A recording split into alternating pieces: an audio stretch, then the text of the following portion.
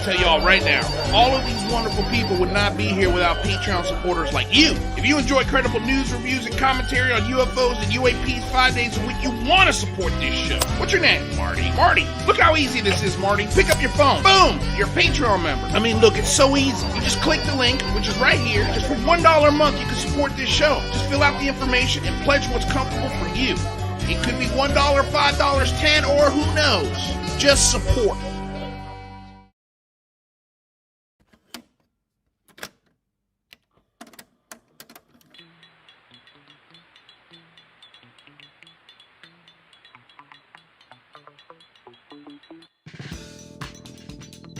Hello, and welcome to the Unidentified Celebrity Review. You may have heard that the NDAA, along with a provision for establishing a permanent office investigating UFOs, has passed both sides of Congress and will almost certainly be signed by the president and become law.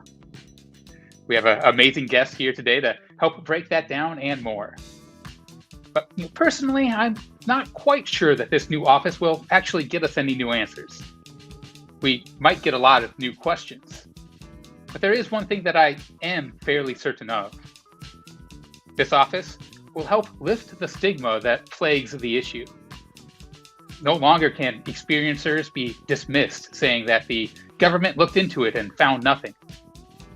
And the base assumption that it's a failure if pilots can't identify an object is shattered. The government taking this issue seriously will undoubtedly bleed into the media and social consciousness. People who've seen and experienced things will start to feel confident sharing their stories. So we're really entering a new era, and I'm extremely excited. So let's get on with the show and get into it. Please join me in welcoming one of our co-hosts. UFO Jane will be joining in a bit. But please welcome Luis Jimenez. Hey, Lou. Hey, rather. Hello, everybody. Kill the music. Kill the music. I'm reminded of a song that I'm sure our guest knows the words to. It goes a little something like this. We are the champions, my friends, and we'll keep on fighting to the end. We are the champions. We are the champions. No time for losers. I was going to warn you to stop so you don't get copyright infringement, but I don't think that they'll be able to pick that up. I can sing it. I'm allowed to sing it. I'm not using the actual music. I'm sure I'm killing everybody with my terrible singing voice. But we are the champions, my friends. What a fun day. What are you drinking there, Christopher Sharp? Tea with some Ribena on the side. Excellent. I'm going hardcore this evening. I love it. I love it. All right, you guys. Exciting that you all are here. Before we get started with the show, of course, we got to pay some bills. Want to say hello, good morning, good evening, good day, good afternoon, and aloha. Welcome back to another episode of the Unidentified Celebrity Review, your home for credible news, reviews, and commentary on everything UAP and UFO. Want to remind you guys that the show is available right after it airs on podcasts, Spotify, iTunes, wherever you find your podcasts. Please leave us a rate and review. Helps the podcast grow, which is growing immensely. Thank you so much. Also, consider joining our Patreon. For as little as $1 a month, you can help support the show. We are a public access channel. We're supported by viewers like you. So please check that out. Also, we've got Super Chats open. If you've got a question that absolutely must be answered, Super Chat is a great way to get our attention, although we do try to answer as many other questions as we can. Also, nothing's hidden behind a paywall. So if you can't support with your hard-earned cash, that's okay. Just drop us a like, share the show, and of course, subscribe, ring the bell, so that way you're notified every time we do go live. Also want to say thank you to the moderators, Tina Tomaszewski, Aaron Desario, Rodrigo, UFO T. Thank you all so much for keeping the chat nice and respectful.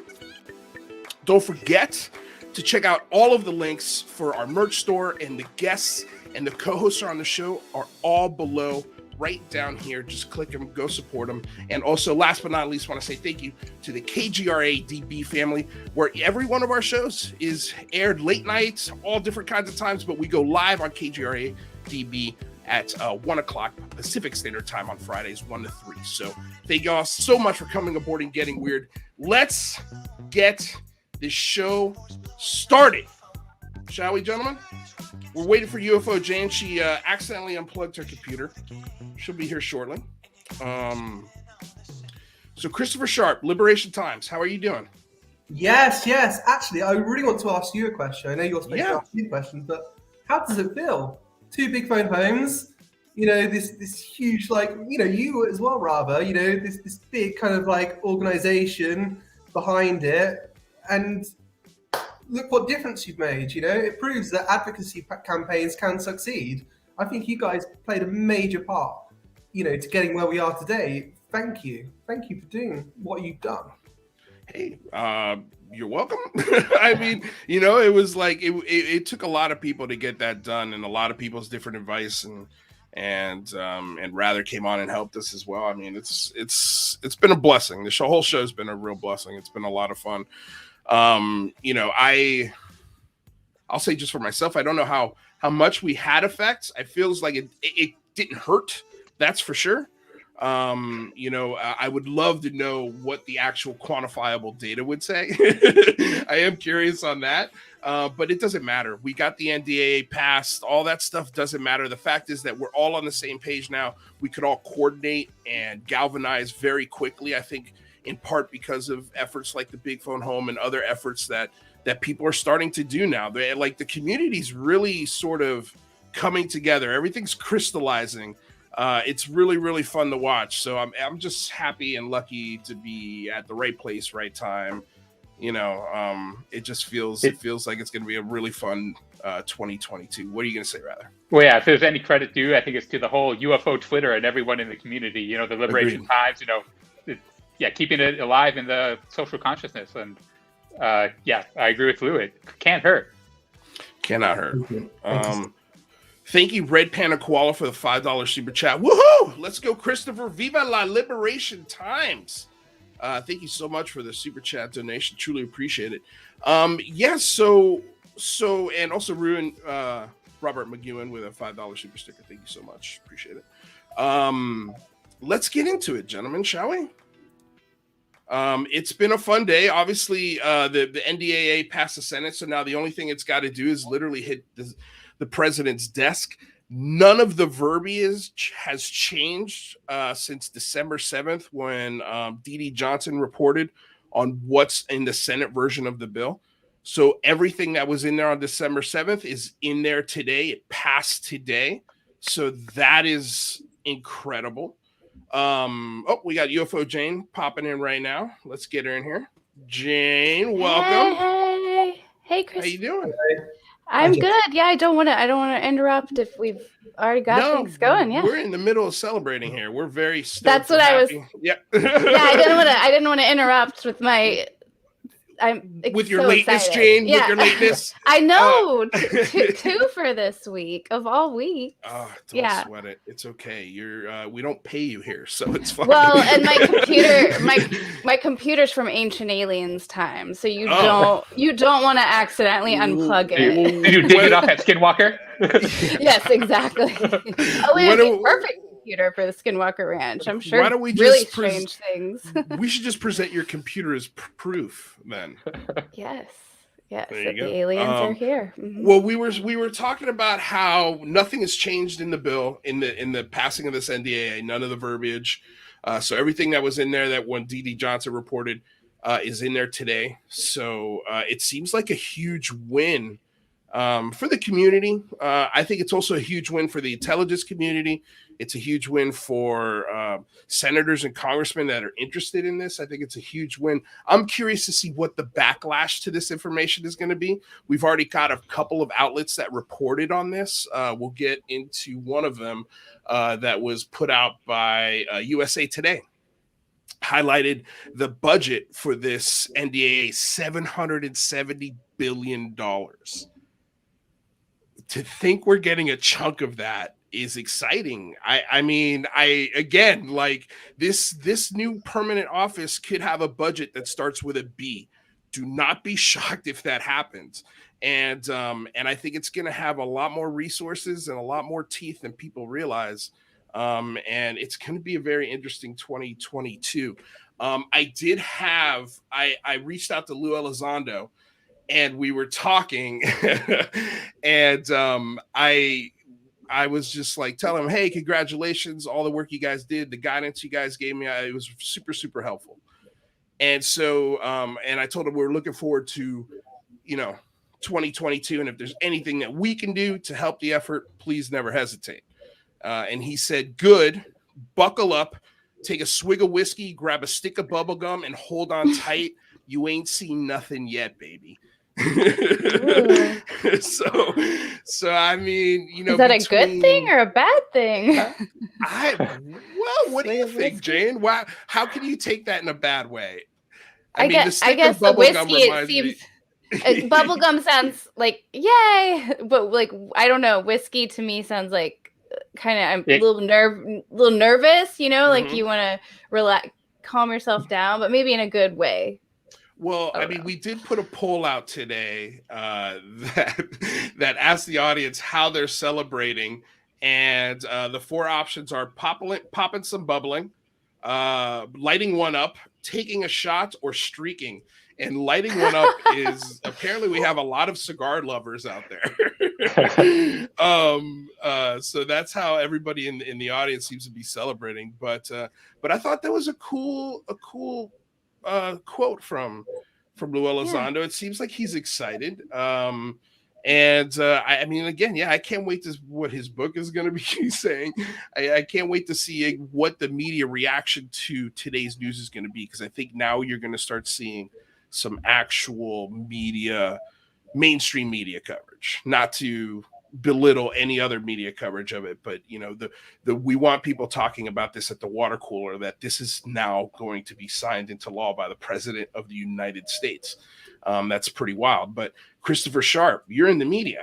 I mean, what are your predictions on this? How do you think the media is going to react? What do you think the talking points are going to be, I guess, if you had to take a guess? So I mean, it's just a startup blog. I mean, it's nothing. It's okay. But I mean, I've got a background in public relations, so I have dealt with the media before. Yes. So I think that the main coverage will probably come once Biden actually signs it. Then the penny will drop. I think a similar thing happened last year as well, after Donald Trump signed it, and you heard about the UAP. I could be wrong. I mean, we've got some stirrings already in the media. Some media still don't know how to handle it. They say, oh, it's weird, some strange news and stuff. So not everyone's caught up yet to the fact that we're getting serious now. But I think some guys that have covered it before will get involved again, like Gabby Schwartz and people like that. Maybe another 60 Minutes episode as well. But yeah, I think that, it's finally going to go mainstream. And I think what's really, really interesting to me is what happens next in terms of what this new office does. And I think we're going global. You think the office is going global? I think coordination with allies and partners, that's very, very important. Just keep that in mind. Yeah, well, I mean, you did just write an article on sort of the history of Italy and this UFO topic, which was I found fascinating, this story about Mussolini and this crash in Italy and the bodies that were recovered and how they were, what they look like. And but I also found it fascinating that Mussolini and his intelligence people thought they were German because of the blonde hair, blue eye thing. And then also, that they felt like maybe it was part jet as well. Like this could have easily been a jet or some sort of secret plane that they were looking at. So I thought that was a really cool part. Like Italy has a very deep history with this topic. And now you've got this independent, it is San Marino, correct? Yes, that's correct. So yeah, you're right on about Italy. The thing, I mean, just in terms of international coordination first, I mean, it could happen through Italy, or the coordination could happen with the European Union, which would be a lot easier for the US in terms of a partner, because obviously the EU as well is now kind of like joining up militarily as well. So I mean, that might be another way to individually go via Italy or just coordinate with the European Commission. But yeah, I mean, what really struck me about Italy is that, I mean, no disrespect to anyone else who's in the field at all, but what you've got in terms of the UAP organization in Italy, which is called the CUN. Please don't ask me to pronounce that in Italian. But what you've got is like some really esteemed guys. Like, I'm talking about people who work in like the foreign ministry in Italy, and former admirals and people like that kind of getting involved with the group. So, I mean, you're talking some really, really big guys getting involved in terms of that. The article itself, I mean, what I have to do, I have to be very, very careful. I mean, there's a certain point in the article, and I said, you have to suspend judgment for a little bit. Because a lot of this is speculation. I mean, in terms of the Mussolini documents, they're authentic. So unlike the Majestic 12 documents, which are like a copy, this was like the authentic version, apparently. And it was studied by experts who said, yes, it is dated like from the 1930s. Yes, this is the language that Mussolini used. We don't know how the person could have known unless they were on the inside. So that was really interesting. And then the story about the bodies, the Nordic-looking bodies, that came from a Leonard Stringfield book. And apparently the account came from a French doctor, a very, very, biologist, a very, very big biologist, but I don't think his name ever came out. If anyone does know his name, please tell. But the guys at Wright Patterson apparently got him involved, according to accounts. I can't prove anything; it's anecdotal. But I mean, what I was trying to do with the story was just to say, look, these guys involved with the Italy campaign, these are some really impressive guys, you know. But how did they become so interested in it? So then it was important to say, look, this is how they became interested. So that's why I told the stories. But yeah, the account about it not being anti-gravitic and it being like a jet propulsion kind of craft, that came from someone within the defense industry, basically, from one of the big contractors. I was quite stunned when I heard that. And the guy was like 60-40 that it did happen and the US did retrieve it. And yeah, I mean, I don't know if to believe him or not, but I think it was really interesting. And because of the guy's seniority within this big company, I was kind of like, wow, did you just say that? Yeah, that was interesting. That was one of the wildest claims and most interesting things that I thought there. You know, if you found a jet in 1935, what would make him think that it would be ET seeding technology and not just, you know, we were working on jets that time, right? Did you get any insight into that? Yeah, they thought it was German at the time. They didn't like, even though the bodies were purportedly to be 7 foot, and the lymphatic system had replaced the blood system. I mean, these are claims, obviously. Mussolini, apparently, according to the story, thought that they must be German because German technology was very advanced at the time. They had Nordic-looking features, so you know, it looked to be jet propulsion technology, apparently, according to one account. So, I mean, if that was the case, yeah, his mind probably wouldn't have flipped straight away to ET. But I just thought it was just really interesting. I mean, but the thing is, I can't prove anything. I mean, I can say, not conclusively though, that the documents seem to be real. However, in terms of the anecdotal accounts, it's just one of those things in terms of ufology. I mean, we can never go beyond the anecdotes and prove anything. So are you suggesting that Italy will follow suit with the US and other countries will set up offices, or that countries will utilize the United Nations or create a global organization? So when you said this is going global, yeah, how does that look to you? Or what do you think is going to happen? Yeah, sure. I mean, sorry to be long and winding, but let me take you back to China in 2018. So the Chinese, apparently with government backing, organized a series, two conferences, one in China itself and then the other in Moscow.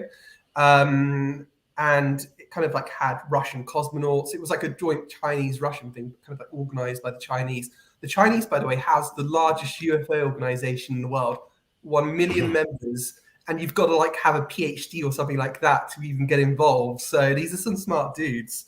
So they held a series of meetings and, 2 conferences, sorry, and they had like these really big people getting involved. And there's some video you can look at, actually. You can see like military personnel, people like that in one of the conferences, which was held in Moscow. And what happened was they assembled a group of people representing different countries. And the plan apparently was, from what I've been told, was to take this to the United Nations, being led by China and Russia. But then all of a sudden, in the tailwind of 2018, everything went quiet. And these people that were assembled, you have Gary Hasseltine, Roberto Pinotti, people like that. They were like, well, actually, okay, we've already been assembled. Let's just do it ourselves. And they became ISA. Right. So their plan, Project Titan, which has been proposed to the San Marino government, it proposes holding a number of kind of like conferences under the aegis of I probably pronounced it wrong, under the United Nations. San Marino has yet to decide whether it will go ahead and request of the UN to hold these UAP conferences. But within the NDAA 2022, if you look at it, it says that you can coordinate with allies and partners. It doesn't specifically say the militaries of those allies and partners. And the request to San Marino went to the Minister of Culture. So there's nothing stopping kind of discussions behind the scenes between this new office and San Marino, just to nudge it forward to say, look, yeah, you can go ahead with this. So I think it could come through the UN. Definitely, that's something that can come through, but also like bilateral conversations as well, like between the UK and the US and Italy and the US, or the EU and the US. I mean, there's lots of ways it can go, but I'm sure that it's very planned, well planned. I'm sure that they've already know what they're going to do. I think Elizondo stated before that they plan it like a military campaign. Right. Did you get any indication that the United States wants to work with other countries in the UN? There's the other narrative that the United States is reverse engineering these craft and trying to keep all these secrets really tight to the vest. And those kind of seem like contrary paths forward potentially. Curious what your thoughts are. It's within the NDAA that that the new office will be required to coordinate with allies and partners.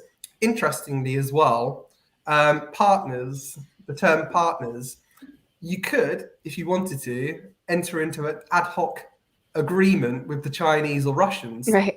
With them be partners. I spoke to Mr. Johnson about this. He said, yeah, it could potentially happen as well. So I'm confident enough to say it without being unscathed for doing so. But yeah, apparently that's a potential as well. So do you think a lot of disclosures then might actually come from other governments? Might that be a way for the US to achieve some kind of disclosure without having to necessarily share all of its files, right? You get Italy to release some things, or China to release, China. Could that happen? Absolutely. So China has already set up its own kind of version of the UAP task force.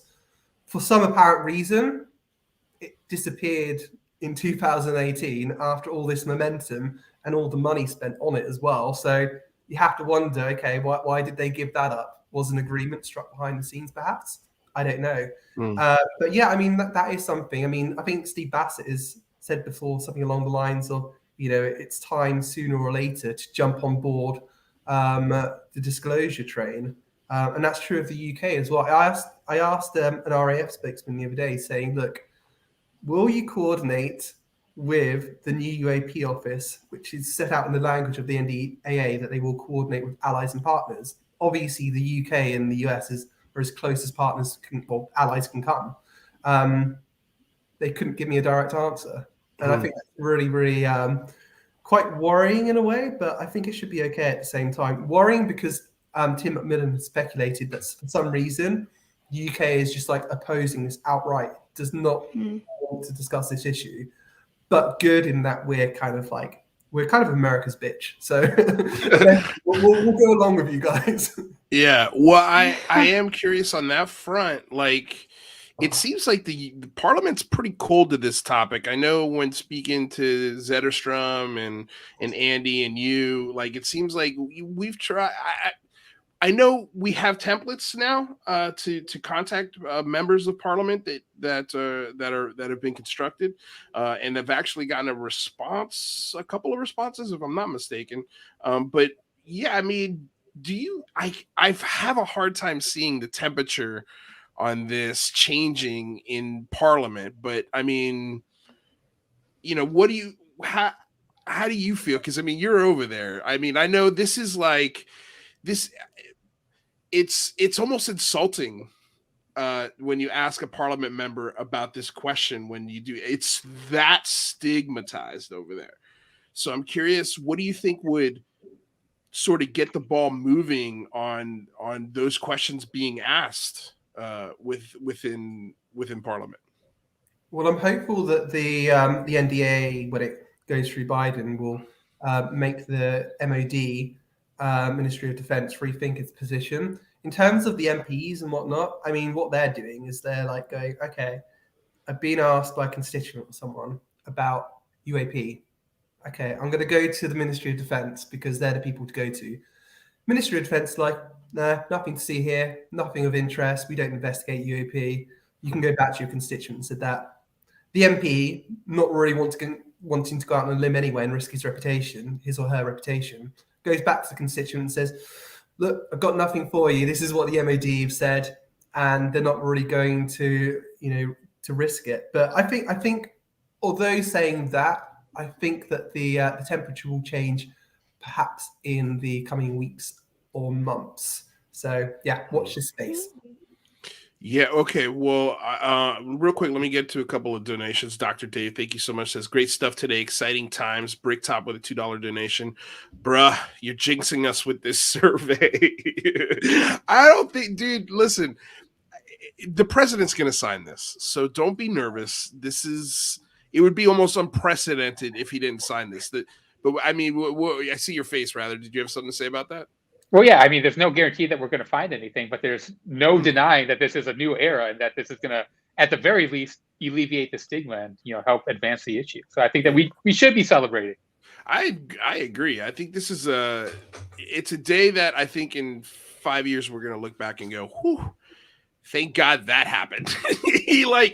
Thank God that happened. But Robert McEwen with a $5 donation. Robert Seffer would provide an understanding of Nordic history and myth, no question. I'm not familiar with Robert Seffer. Are you guys? No. Sounds interesting, though. Yeah. Tell Bob to come on the show. Send me his stuff. Send me his link. I'll take a look. Okay. Well, yeah. What are you gonna say, brother? Question for you, Christopher. Do you think that anyone in the UK government is actually privy to the classified UAP task force report? Because it seems like that was what really changed a lot of minds in the legislative branch here. That might take something like that to change Parliament's mind. Yeah, I mean, it's a very nebulous situation. I mean, they're very, very close allies. They share a lot of intelligence together as part of Five Eyes. I mean, from my understanding, at least from what Macmillan has suggested, I mean, you can't really get much closer in terms of an alliance and sharing of intelligence. In my opinion, I think that they do know what's within the classified version. I think that has been shared. I think they'd be stupid not to even ask the question. And there's a lot of crossover as well between like US and UK defense. Like in Canada, I mean, you've got NORAD, so you guys got to let each other know what's going on over your skies. I think someone does know. I think someone knows a lot more than they're letting on. Do you think members of Parliament have been briefed on this at all, like senators have, maybe in a classified setting? Possibly. We have an intelligence committee and a defense committee. It's possible that they have been briefed on the topic. From my understanding, though, when asked by the UAPTF to engage on one of the cases they're investigating, they were not as forthcoming as they could be in terms of what they could be sharing, from my understanding. I don't know what branch of the military or intelligence community that was in terms of not cooperating as much as they potentially could. But yeah, it's it's just silly. I mean, I don't know where it all comes from. I do have a theory that perhaps the UK doesn't want to take a step forward until it's safe, because obviously you've got competing factions within the DoD. I mean, you don't want to risk pissing off the wrong person within America, especially as we rely on the US for a lot of our defense capability. The Undead Goucher says, Chris is the man. I'm grateful for his work. He's been doing an amazing job keeping his finger on the pulse. I agree. Jane, you were going to jump in with a question there? Oh, I think you kind of asked something similar, but I know that in that GQ interview with Lou Elizondo, he ended talking, I don't know if he referred to royalty or parliament, but I almost want to say he alluded to similar things that you're alluding to, Christopher. So do you think that this could maybe come from more the symbolic, let's say, leadership before parliament, or before it actually affects like real legislation, like Prince Harry, or like somebody like that? Do you think they may start talking about UFOs or something? I'm really not sure. I mean, I do know the background behind it. Lord Mountbatten, who was I think it was the Queen, no, it was the uncle of Prince Charles. Gosh, I hope I'm right. I think you're right, only because I watched that show, The Queen. and that, yeah, I think you're right on that. I think you're right. So apparently he had a sighting in World War II while serving in the Pacific. And then sometime after the war, in the 1950s perhaps, like his gardener or something like that had a sighting. And for some reason, like Mountbatten was like, yeah, I've had a sighting as well. And like, he really got into the subject. And then because he was very close with Prince Philip then got into the subject. And one of his royal esquires, who went on after what I'm about to tell you to like be like the top guy in the RAF, basically, was approached or something along those lines. I'm going to tell you the basic outline of the story, that he could meet an alien. I mean, this is coming from Timothy Good, and the alien's name was Janus or something like that. What a name. Yeah. And the guy was like, okay, I'll go along because it'd be a good story for Prince Philip, rolling his eyes. And then the account is that he met this alien in Chelsea, which is across the river from me. And he said he looked human, this alien did. But the strange thing is, I could tell that he knew everything about Britain's nuclear secrets. And apparently, the guy was just astonished by what this person knew. And he wrote about it in his autobiography about this encounter with this alien. I mean, he obviously went back and told Prince Philip about it. But you have to take into account that this guy like went to head up like the RAF basically after this encounter, like years after. So, I mean, it's quite scary. I mean, like I've been telling, we had a crazy person running the RAF who was talking a load of old waffle. But yeah, and that's how Prince Philip like really properly got into this topic. And when Timothy Good, one of the UK's best researchers, brought out a book, Prince Philip would always kind of like get the first copy brought to him. And the story goes that apparently, obviously, Prince Philip's dead now, but apparently Prince William and Prince Charles are still very, very interested in this topic. Well, there you go. Damn, how cool would that be if a member of the royal house came out and was like, I'm very interested in this topic. I think the Ministry of Defense should be more honest with the UK and its people. Be pretty wild. Well, let's move on to, you had written an article, and by the way, I mean, we didn't really get into the history of liberation times, but if we can quickly just tell us how you guys started this. Who's writing on staff? Because I know you've also got Bob Pliskin in there, and a few other really sharp minds. So I'm curious to know how did this start, and what do you see coming in this new year for Liberation Times? Yeah, sure. So the truth of the matter is that I quit my job in the summer. It's just because my wife's working crazy hours as a nurse, and it's really difficult to look after our son. And it's not 9 to 5:30, whatever. It's like 7 to 7 or 7 to midnight. So Yeah, it's getting impossible to look after my son. Like, taking him to school in the morning without being late for work, or picking him up at 3 and having to get home for them, especially when they want you to work in the office. And then even if you are working from home, you're on a Zoom meeting with a client, and my little boy, he wants attention, he needs to be fed and stuff. And unfortunately, some people just don't understand that. And but I mean, that's no disrespect to my former employer. Like, they've been great, absolutely great, and it's my decision. But what I decided to do was I decided to go freelance in terms of what I do, in terms of public relation and public affairs. And then also, like, during my spare time, I thought, why not, start a website and report about UAP. So that's what I decided to do. So, I mean, Liberation Times chose that name because we're liberating UAP news from stigma. And what I really wanted to do was provide a platform for, like, the most talented, like, people within the UAP community, because there's a lot of people, like, whose voices don't get heard as much, or they don't feel like they can articulate themselves as much.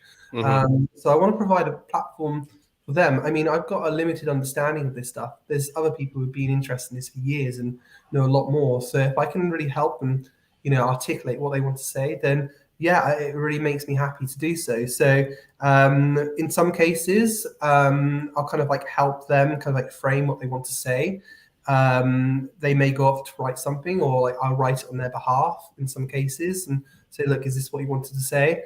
But I mean, I can't take credit for that because the idea is theirs. I can kind of like help structure it.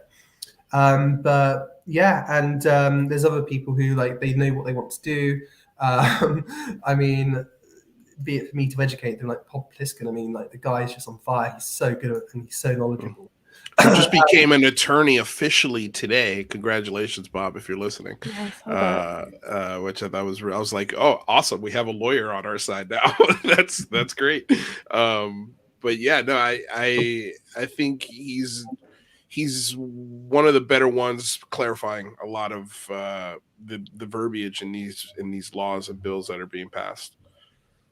Absolutely, he's a brilliant guy, and he's really helped me as well in terms of how I kind of like help the website mature. I mean, if you go back to the older articles, I mean, you can see that they don't provide as much analysis, and they don't really have the right angle. So I mean, it's been like a steep learning curve, and I've got a lot of help along the way. And now we're creating like really good content, and yeah, I just want to provide a holistic picture, and I want to draw the line between what is facts and what is fiction, and what the claims are, right, and like that. And yeah, we're doing really well so far. We're getting some really good feedback, and I'm just really hoping I can keep it sustainable and keep going. Yeah. Riley, do you have a question? Yeah, I'm kind of curious. Do you have any personal experiences that kind of drive your belief, or kind of what is your kind of base assumptions of what might be going on? Yeah, sure. I mean, what happened was, I mean, I started out with the Tom DeLonge interview. Huge Blink-182 fan back in the olden days, and I remember seeing him on Joe Rogan, and I thought, oh my gosh, this poor guy has lost his marbles. He's actually he's gone mad, and that was what I took away from that. And then, I mean, I watched some Corbell stuff because I was into Joe Rogan, Bob Lazar, and it got me really interested in the topic. And I started watching Unidentified, and then it clicked to me that, gosh, maybe Tom wasn't so crazy after all. Don't get me wrong, I don't take what the guy says as gospel, but what I like to do is I love watching Koala Panda Bear's video, and just kind of like listening to the old DeLonge interviews and kind of like trying to get a bigger picture and comparing what Tom said back in 2016 or 17 and what's going on now. I mean, in my opinion, what's going on, I think that there is a lot of posturing going on. When you look back at the Tom DeLonge story, if he is telling the truth, it all started at Lockheed Martin, and it all started with the US Air Force. McCaslin was US Air Force.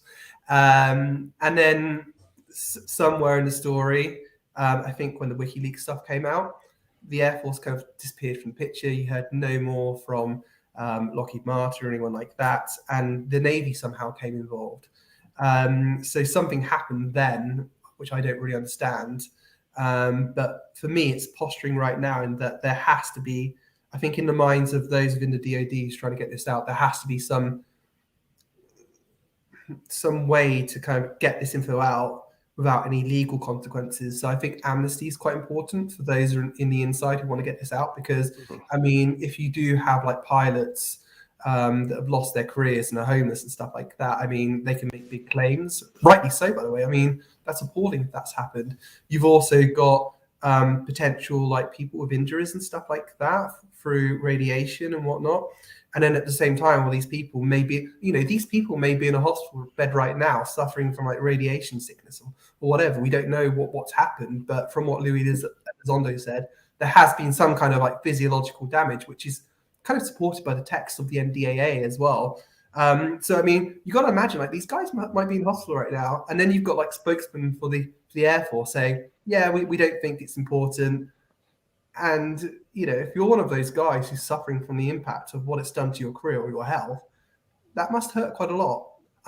So, yeah. And then Lou's also spoken about the aerospace industry, like perhaps like companies like Lockheed who may have won a contract, but it was unfair knowing what they know about, crash retrievals and stuff. So that's really important because that's going to stop a lot of lawsuits and stuff. So I think that's what needs to happen before it can come out. Sorry, that was really long and winding there.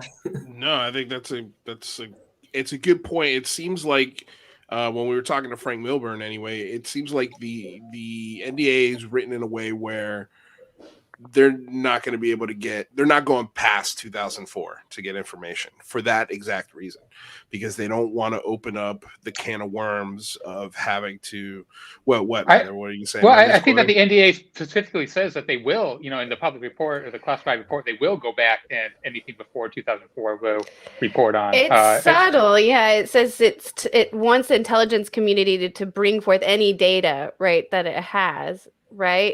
Right.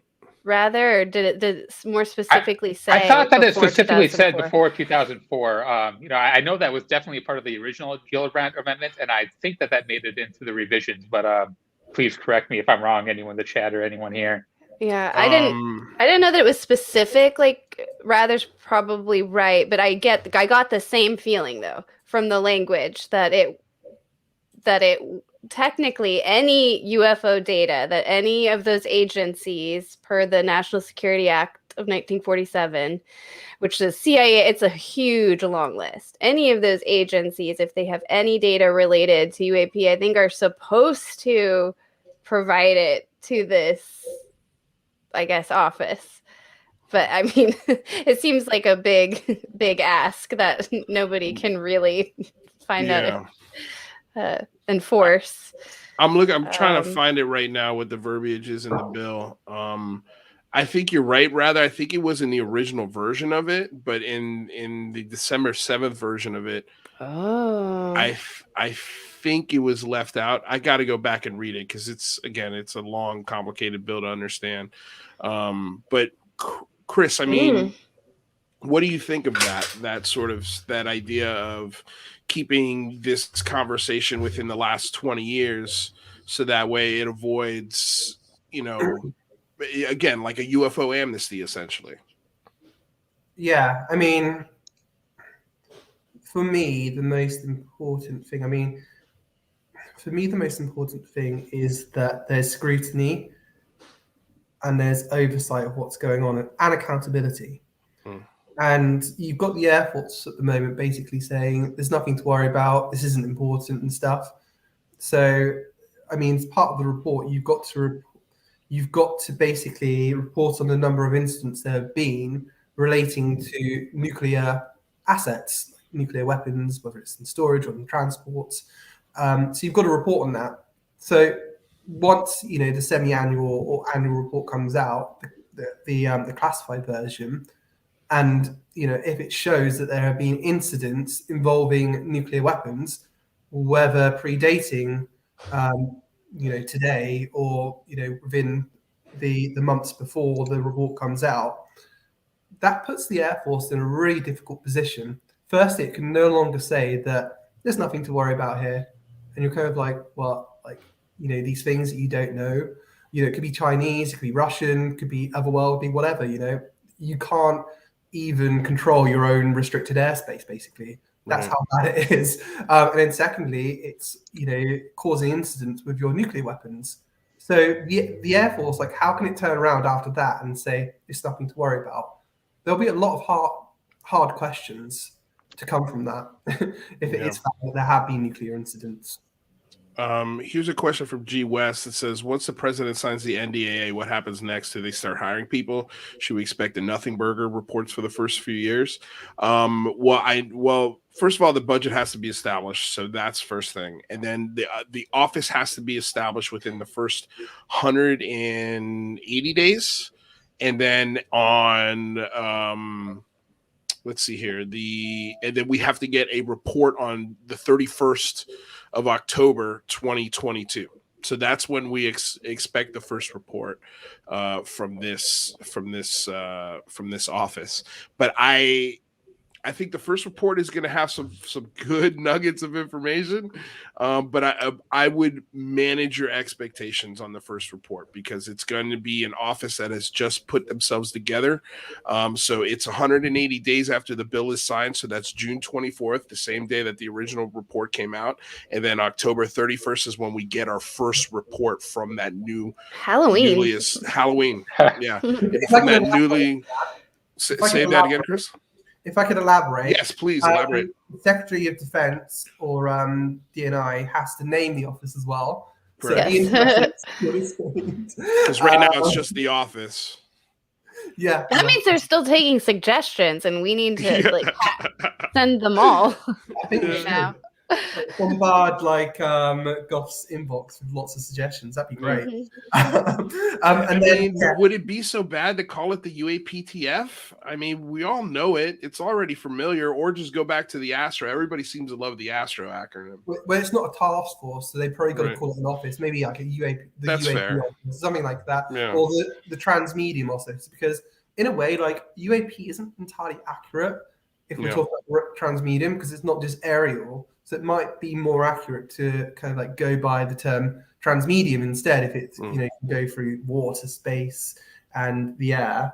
But then what will come next is recruitment. Yeah, which is rightly said. I think Chris Mellon has said before that he would like someone like a 3-star ranked person in there to kind of like really create a stir. And, if you're going to say no to this guy, like, you better watch out, something like that, if he's quite senior. I say get Mattis, and by the way, bring Mattis back, No one's going to say no to him. Everyone's going to be scared of him. And then what needs to happen is it needs to be decided whether it's going to, like, what office it's going to sit in. So it could be sitting within the DoD, or it could be set within like the DNI and DoD. I think those are the options. So those things need to come first. But in terms of reports, I mean, if you look at the NDAA, there are requirements about what has to be reported. So in terms of the classified version, they have to do that, and if they don't report what they know, then they have to answer to those committees, which includes the appropriations committees as well, which control the purse strings. So that's very, very important. So there needs to be some accountability if they're not sharing data. So let's say if they bring out a classified version and they're kind of like, oh yeah, we couldn't get that data to you in regards to nuclear weapons and incidents, sorry. Well, then they've got questions to answer from Congress. And if Congress wants to do something, they can act via the Appropriations Committee perhaps, or they could just go to the media and say, look, what's going on here? We're the elected members that you elect into government to make key defense decisions.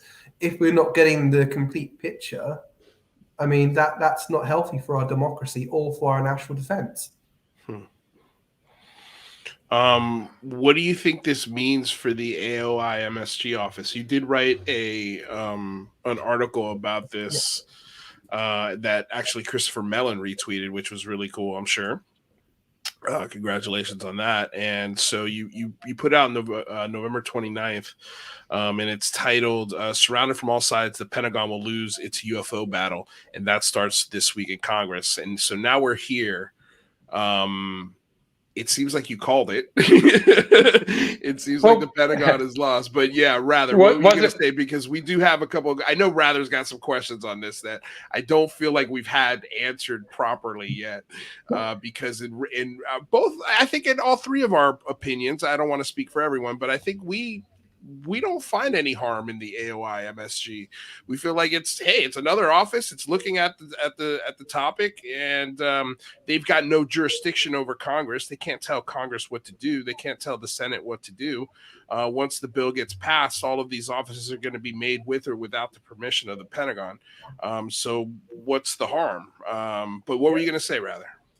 I mean, yeah, pretty much that. What evidence is there that there was a battle, and do you think that there was any changes since the Gillibrand Amendment that were potentially caused by the DoD?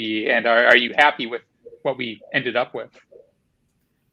I think in terms of the battle, I mean, the IG assessment says it all. Really, there is a battle. There is obviously obfuscation coming from the DoD. It's happened for years. I mean, and you can even see how pissed off Rubio is, and when he talks, and look at some of the Gillibrand quotes as well, in terms of what she said about the unpronounceable office. Sorry, I'm not being disrespectful. I can't even remember what it's called. AOI. Yeah, sorry. Yeah. I think we're the only show that's actually bothered to memorize it. It rolls off the tongue once you get used to it. Yeah, once you get Speak for yourself, guys. It rolls off the tongue, Rather says. You're such a jerk. You've got two factions within the DoD, one which is represented by Elizondo and Mellon, and the other represented, I guess, publicly by Goff. And it was very apparent that faction that was pro-disclosure wasn't falling for it, and it didn't really appreciate what the Pentagon was doing and didn't believe that this was a really credible thing to do. It's kind of like, it looked like a closed group, didn't really have transparency, it didn't have scrutiny. You bring it back to the office where all the problems start in the first place, which led Elizondo to kind of resign.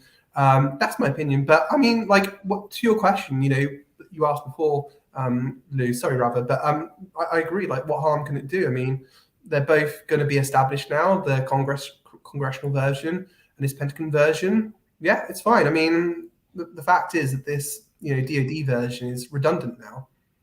It's just going to be, because this congressional version is far superior than what the DoD has created. So yeah, I don't see any harm. It just a waste of money, if you ask me, because we've now got a far superior thing, which is about to be signed by Biden. But I mean, if you don't mind your taxpayers' money being misspent. I mean, yeah, what are you gonna do? I mean, look, it's so funny. This new budget, it's $770 billion for 1 year. That, I mean, if you could really just put your brain around how much money that is, it's incomprehensible. As a taxpayer, I've got no control over that machine. And I'm gonna, it's gonna be interesting to see what the final budget ends up being for this office. If it ends up being in the $3 to $4 billion range, I think that's a good number, and I think it stays just under the radar of everything else. So I hope it stays permanent and it gets more funding every year through the NDAA. But at this point, as a taxpayer, man, I mean, everybody's overtaxed. Everyone is overtaxed, especially the middle and lower class. So I mean, what am I going to do? The budget's going to get approved, whether it has the UAP language or not. This military budget gets approved. without the UFO story. They get the 770 billion, even if this has nothing to do with it. So that's why I partly don't think that any aspect of this is like a psyop to get more military money. It's like, dude, the military just got $770 billion. That's probably, I haven't checked, but it's probably the highest budget that's ever been passed for the NDAA, because every year it gets higher. So yeah, as a taxpayer, it's frustrating because I'm sure there's a lot of stuff in that NDAA that we really don't need to be spending money on. And I'm sure people would say that about a UAP office, but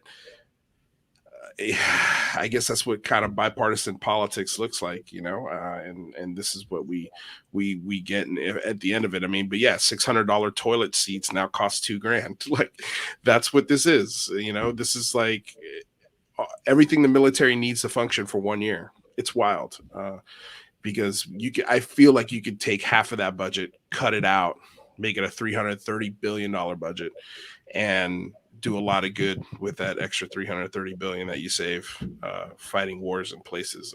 Some places I don't think we need to be. But anyway, yeah. How do you guys feel as American taxpayers, Jane? I mean, I assume we're already spending tax dollars on this in a secret way with black money. So I would rather. It needs to be transparent. I assume we're already spending a lot of time and effort, and it's all compartmentalized and either it's not very effective because we haven't solved it, you know, since 1947, assuming that's when the cover-up started, or the secrecy goes even deeper than we know. The money probably goes even deeper than we know. So there's, no question that we have to spend some public dollars on this. What do you think, Rather? Yeah, I think that whatever the DoD is spending money on UFOs, I think that's probably a better use of their money than what they would otherwise spend it on. So whether the AOI, MSG, or another office, I'm all for it. Yeah, I mean, it definitely goes to show. I think it was Zignal who pointed out, you know, God, how spoiled are you guys? You're fighting over 3 different bills that just all of them just passed. Like, we got all of them passed. Congress, Senate, and you also get an AOI MSG office, which I think you're right, Christopher. I think that the reach and the capabilities of the funded office through the Congress and Senate is going to get a lot more information and a lot more done that'll make the AOI MSG non-existent, and they'll probably cut the funding out of it within the next year or two. It's probably just something to say, hey, we tried. You know, we did the office. Remember? Yeah, that was us. Or they might even steal credit and be like, yeah, all of those people came from our department. So you could thank the Pentagon for transparency.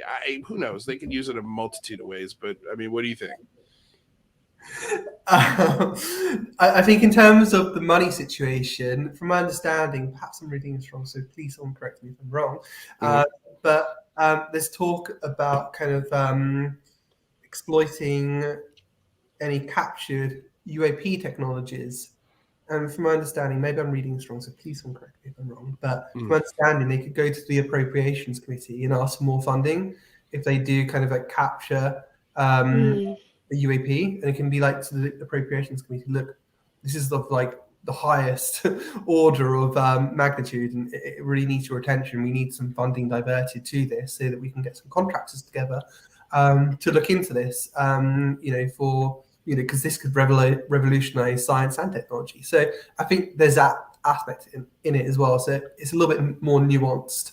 So yeah. Quickly, does that aspect of it kind of, doesn't that, I don't know, for me, it kind of says, and Jane, I'm sure you have an opinion on this, but that kind of tells me that the government really doesn't know. If they're asking for money down the road to cover something that they've never covered before, that Christopher said could change science in the world as we know it, that kind of tells me, oh man, maybe they really don't have a ship. Maybe they never recovered any parts or a whole craft. I mean, I don't know. What do you think? Oh, yeah.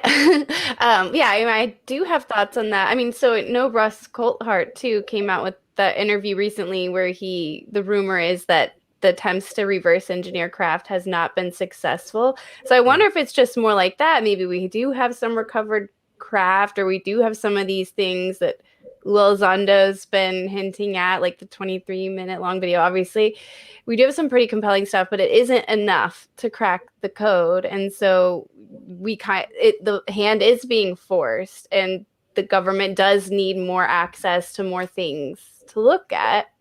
Yeah, it's just like, look, I don't know how anything works in my house. Like, if my husband left me, I would just, but that doesn't mean, it's not here and somebody didn't make it. So, yeah, I don't know. Yeah, I mean, I would, that's kind of the better hope, is that at least the folks in current power don't know what's up. Maybe there's some old guard with some building somewhere that nobody knows about, with some craft that's locked up, right? And Lil Zondo can't even get access to that today. So there could be a lot. I think it's complicated. I think it's gotta be. I mean, Chris, what do you think of that, about this idea that this new office is eventually, and by the way, Byron McDonald with a $50 super chat. Thank you so much. Oh my God, why isn't there an all of the above in the survey? And rain check on a shot with Jazz. Thank you, Byron McDonald. By the way, where's the survey at? Rather, can you check what the survey is at? What's winning? But what do you think about this idea that this office is going to run into a wall of compartmentalization, and it's not going to be able to access some of these because it's in private hands? Then what? Yeah, I mean, that's a really good point, especially if they're within kind of defense contractors, then that does create a wall. But I mean, there's a lot of nuance and conjecture involved of kind of what the government does and what the government doesn't have. And then something that always rattles in the back of my mind is Tom DeLonge, if we were to believe him in his Genesis story, that it had everything to do with Lockheed Martin in terms of how this all started. If you remember Tom's story, I think it was a friend of his had a dad or something who worked at Lockheed Martin. He said, look, do you ever talk about UFOs at all? And the guy was like, hell yeah. Tom managed to kind of get a meeting with Lockheed after attending a barbecue. And then that's when he had this meeting in a deep layered room, basically, where he had to go through lots of security. So, I mean, that always sticks in the back of my mind. And the reasoning was, by the way, in that story, was that Lockheed felt like a lot of the new talent was going to Tesla. Not Tesla, SpaceX, Elon Musk and other companies. And it wasn't attracting the best talent anymore. And that was the government doesn't pay as well, right? Yeah. And do you remember when you first spoke to Lou and you were discussing your idea of the big phone home, and Lou suggested that there be a festival that you would hold, and you would have defense contractors there who would have recruitment stands. So that kind of stuck in my head. I was like, oh yeah, that kind of matches what Tom DeLonge said. So maybe it might be that the defense contractors may play ball with the Pentagon and actually do want this stuff out because it could create them lots of money. Especially, I mean, sadly, war is a business for them. Pulling out of Afghanistan now, it's kind of this is a potential opportunity for them to develop new technologies, make a lot of money. So yeah, I mean, that's just a theory, obviously, but it always stuck in my mind. G West says, I'm not excited about this UAP office, and I feel like I'm missing something. I really wish they would have released all the data they have for why a UAP office is necessary. I mean, it's because the only way things change, especially when it comes to secrecy, is you have to demand it, and then laws have to be written, and then those laws have to be enforced, and then whatever comes from the enforcement of those laws is then dealt with, and then new laws are written or new protocols are written after that. This is not Indiana Jones in the Raiders of the Lost Ark, where we find the Ark, we open it up, and we get all the secrets. It's not gonna be like that. What do you got, rather? Well, yeah, I think the bigger question is why didn't we have a UAP office for the last 70 years? There's whether they're aliens or UFOs or not, if there's things that are happening in our skies that pilots can't identify, the last 70 years we've just been sticking our heads in the ground, which seems the obvious wrong answer. And this is at least a start of investigating, being curious, and trying to find out. Which I think, even if we don't find UFOs, it's going to alleviate stigma and help us all. I think it's a great thing. I love there's like this part of the audience says I'm being way too naive and that I love red tape and that I'm a big fan of the government. Like, I'm not. I don't believe in big government, and I don't believe in government telling you how to live your life. But what I do believe is that this conversation in particular is going to have to come from government on some level. It's also going to have to come from independent scientists like Galileo and like what we talked to with Gary Voorhees the other day, and the data that's coming from them. It's going to be it's going to be a trident, not what do they call those? A spear. Let's say. I was thinking of the thing at the end of one of those Civil War guns. Bayonet. I was going to say fork, so I had no idea where you were going with that. It's a trident. It's got many prongs to it, and so it's not going to come from one thing. Me personally, the way I feel, like I can at least feel like I'm doing something about it.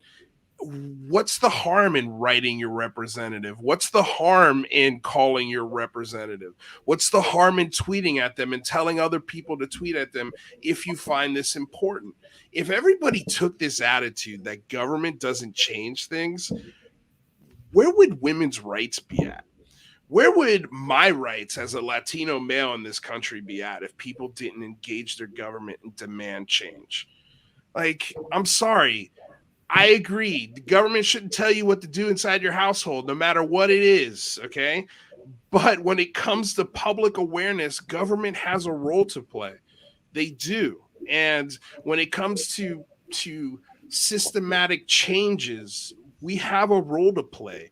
And I think the frustration for it comes from, it doesn't happen right away. It's not supposed to. It's designed to happen slowly.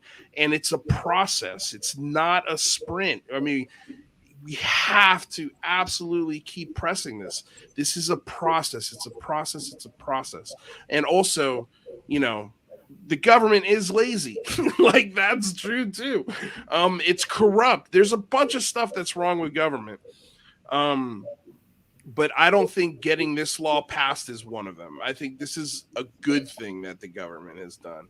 And I think that the seeds that this office plants are going to sprout in a couple years, and you're going to see why this was a good thing. And maybe I'm completely wrong. Maybe I will absolutely accept that. I'll eat crow. I'll be okay with being wrong on this. If they come out in 10 years and they say, yep, there's nothing to this, or they found it to be an atmospheric phenomenon, or it's something that is very explainable after some time in actual science, then great. We got an answer on this. Awesome. Finally. Like, are you kidding me? Like, that's a good thing. Or if we don't get any answers at all, then at least we know. At least we tried. We put in an effort, as opposed to just sitting on our hands, not saying anything, not doing anything, not encouraging anybody. I mean, what's the alternative? It's like trying to convince somebody of global warming. Like, don't do it because the earth won't be here in 80 years. Do it because it's the right thing to do. It's right. Like it's the right thing to recycle. It's the right thing not to throw your trash outside on the ground. Like, those are the right thing to do. Just do the right thing and it'll fix the bigger problems that we have. But yeah, I mean, I don't know. Sorry, that's my rant. But well, it's just, can I please speak to the skeptics, because I really relate there. So having, I've been tracking these UFOs here in Texas for a long time now, back when the government was, not encouraging all this transparency and all this reporting. So to me, this isn't a totally organic process. And I do think that there is an attempt to control the narrative and do this in a certain way. Now, no, I'm not getting into all the theories behind that. But what I want to say is the truth always comes out, right? So this is going to come out whether you like it or not. This is going to be a political topic whether you like it or not.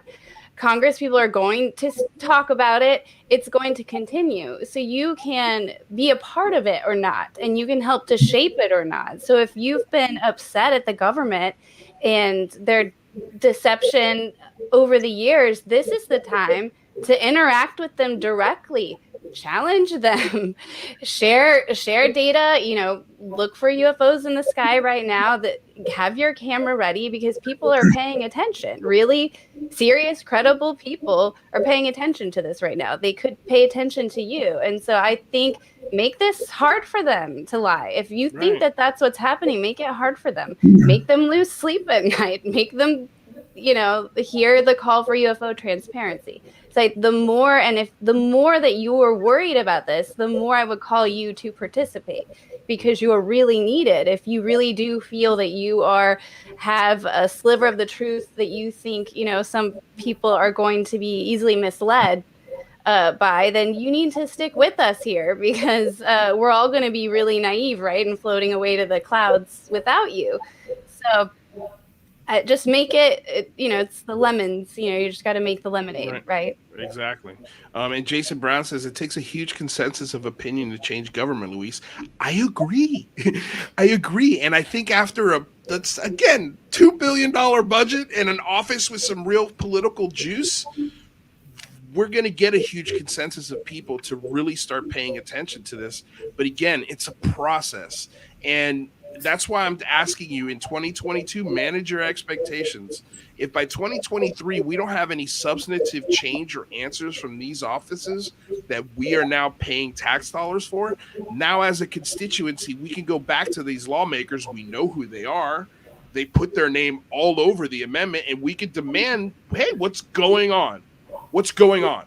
We put in the tax dollars. We put in the effort. What's happening? So, but that's not going to happen for at least 2 years. I mean, I'm going to give them at least 2 years to get their stuff together and put together a real plan, and then enact that plan into action, and then see what happens from this. But if we get congressional hearings, it's going to change a big majority of the consensus in this country. And again, that's where I feel this is it's coming from the right place for people to take it seriously. Because if it comes from me, nobody's going to take it seriously. If it comes from Rather, nobody's going to take it seriously. Jane and Christopher, that too could possibly take seriously. But it's going to be taken seriously when the Speaker of the House is talking about it on the floor, or Secretary of State active. And I feel like we're getting there. We're getting there, but we have to be patient. What do you got, Rather? Well, yeah, Michael Huntington brings up a good point, saying that UFOs are a scientific problem, not a political social cause. And I kind of agree with him, but there's also is a political social cause, which is the UFO stigma. And we can already see how the government's actions has emboldened scientists to go out and study this. Avi Loeb and the Galileo Project essentially happened because of that UAP task force report. So I think that even if you don't trust the government and don't think that we're going to get any answers from them, it's making a positive impact. And I guess, I'll bring it to you, Christopher. Where do you think that we might get answers from? Is it going to be the government, or do you think it might be one of these other, citizen science programs like SkyHub or Sky 360 or the Galileo Project? Firstly, I think it's both scientific and a political social issue, in that there seems to be an apparent cover-up, which seems to have existed for decades. And it's not just a cover-up involving the US public and the DoD. It's a cover-up involving the Congress and the DoD, because apparently, from what I'm reading into it, it seems that Congress was very surprised. Key committees like the Intelligence Committee and Defense Committee was very surprised to hear about what Elizondo and Mellon had to say in those briefings. Why had they not found that out before? Elizondo says himself that he was trying to bring it to Mattis when he was Secretary of Defense, but couldn't. So that's a huge problem. I mean, how can you have a properly proper functioning democracy if, as I said, your elected members can't make the decisions they need to make to fulfill their political portfolio and defend the nation. You elect them into office to make these decisions. So that's the first point that I want to make. In terms of science, yes, I agree. And I mean, my article, Surrounded by All Sides, it says that, I mean, I'm very positive about this because surrounded by all sides and that the DoD is backed into a corner. It has the IG breathing down its neck, firstly, and they're scrutinizing everything the DoD does at the moment. You've got senators who seem really, really pissed off, and they're going to scrutinize you, especially if this new office comes to fruition, which it will. So they're going to be breathing down your neck as well, and they'll be asking, they want answers. If no one cooperates, they're going to be breathing down your neck, and they'll probably be going out to the media as well. So that's going to be really, really bad. And plus, they have control of your purse strings as well, by the way. And then, yes, we have these scientific endeavors as well. So, I mean, how embarrassing would it be for the DoD that if the Galileo project discovered that craft, unknown, or, it could even be Russian or Chinese, was flying in US airspace with impunity? So, I mean, either the Galileo is the one to discover that, look, these drones from Russia and China, they've been like penetrating your skies for a long time. So, Harvard University is breaking this news, and everyone's going to turn around at the Pentagon and say, what's going on here? Like, why are we getting our answers from these guys? Why didn't you tell us? Either you're really incompetent or you've been hiding stuff. The other scenario is that it does discover that there's something out there which may be of non-human intelligence. Again, very, very bad for the Air Force. So the fact that you've got all this stuff happening, you've got the UAPX as well. You've also got technology, which is getting better all the time. Tim McMillan said this because technology is improving in terms of sensor systems and stuff, not just in the US, but global militaries, that these things are being detected more and more now. I mean, it's not just the top brass that may know about this now. It's like, it's other, like, the frontline troops and pilots and stuff that are seeing these things. And lastly, you have China and Russia. As I said, 2018, it looked like China wanted to get this out. We also know that China has its own version of the UAPTF. I mean, it would be great for China if it'd be like, look, the US has been hiding something from you. We're China. We're the new global power. We're gonna be the ones that are honest with you. It'd be a great victory for China. I've been saying that for a long time. I 100% agree with you. If China's the first to the international space with this news, that's not good for America. Makes us look like we fell on our face. We're just not being honest with anybody. It doesn't look good for the UK. It doesn't look good for any of the Five Eyes. I mean, it should not be China that breaks this story. I mean, I don't even think it should be the United States either, to be fair. I'd go with like an Australia or Canada. That'd be good. Or San Marino. Or San Marino would be excellent as well. But Post-Disclosure World, Brian, thanks for watching, says this new office will lead to more scientific investigation. I have no doubts about that. Project Galileo and UAPX are only the beginning. I agree. And I think when this report comes out on the 31st, I think it's going to engage even more science. Again, this is going to give science the permission to look past the stigma and look past the BS and actually try to determine if there is a there. And I have a feeling they're going to come to a conclusion that, yes, there is a there. Rather, I see your face. What do you got? Yeah, I mean, how exciting would it be to be, in high school trying to decide your career right now? I think that this is going to be changing society on a lot of different levels, and I think it's, exciting times we live in. I'm really looking forward to the next couple of years. Well, I just found, look, I've been very, very, very politically active since before I could even vote. I have been part of a couple of political campaigns as an independent. I've knocked on doors for presidential candidates. I have given money to political campaigns and for 2000.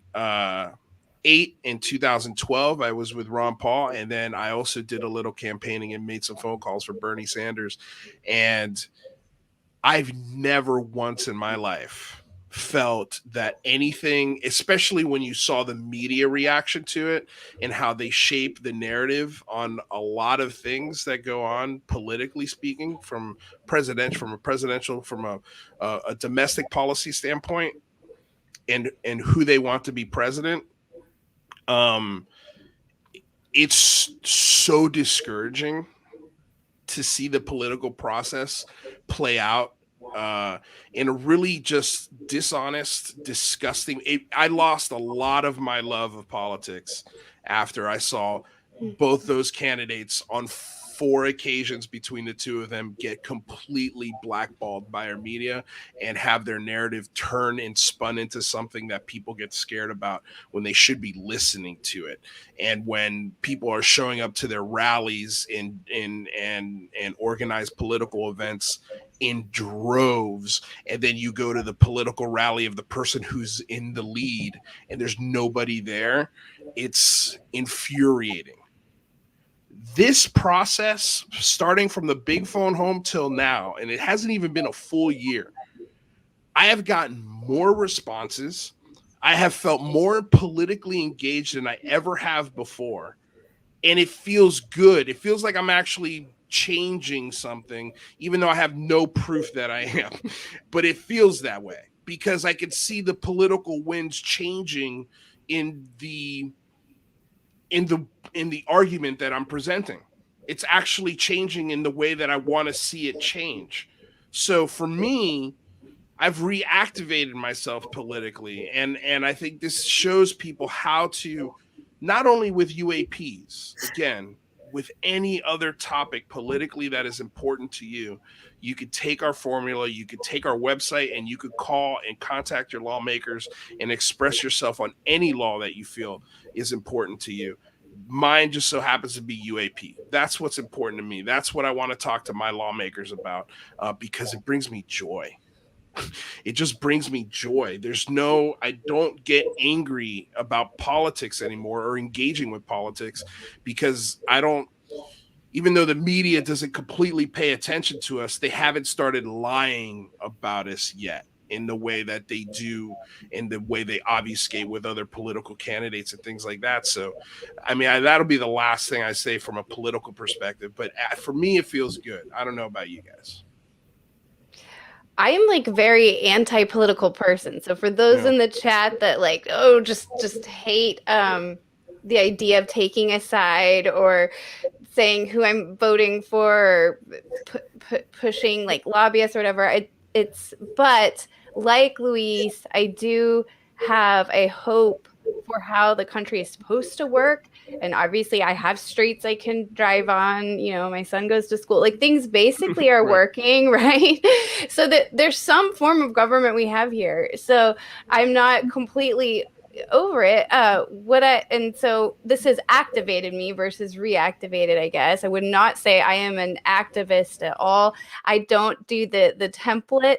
I got inspired from the templates we have on the website, right? So if you're kind of like me and you don't always like going along with the crowd, you can write whatever, just be respectful. But you can write from your heart how you really feel about this to your congressperson, right? And if that's not your style, there's a home front, right? There's family members and friends who you can talk to about this. And if they're going to be hearing news about this, you could provide context to them.